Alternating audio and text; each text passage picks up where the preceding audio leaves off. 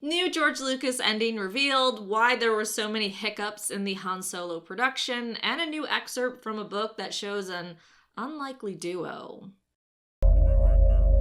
You're fulfilling your destiny.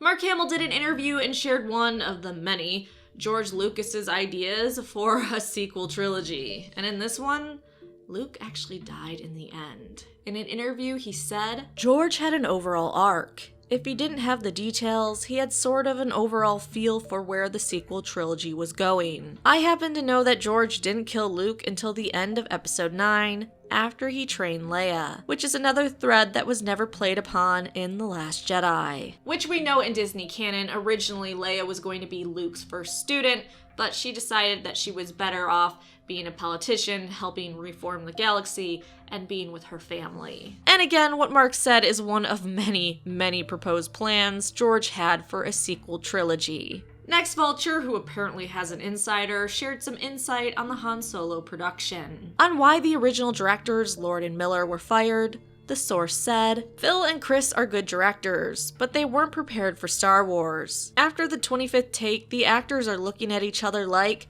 this is getting weird. Lord and Miller seemed a bit out of control. They definitely felt the pressure. With one of these movies, there are so many people on top of you all the time. The first assistant director was really experienced and had to step in to help them direct a lot of scenes." Of course, Miller and the two's representatives have denied all this, but I would kind of expect them to do so. The source also confirmed what was said a few months ago. Ron Howard came in and reshot a majority of the film.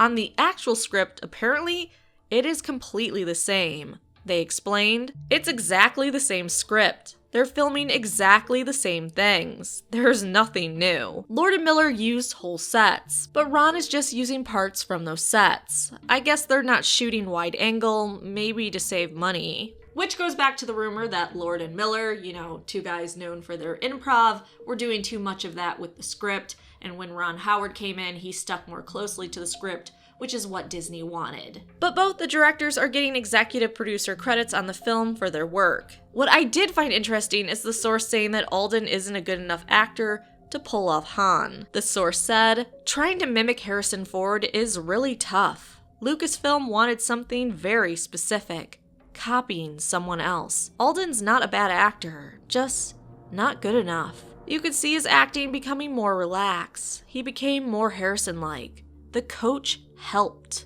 So moving on from that, and I feel like maybe I'm just not in touch with kids, but do these Han Solo Hot Wheel toys look like super garbage to you? I don't know.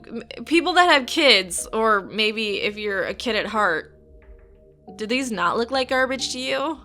In cautiously exciting news, Star Wars may be getting a new open world game made by EA. I know after the Battlefront fiasco, people may also be worried, but the game was good despite the shitty things the company did.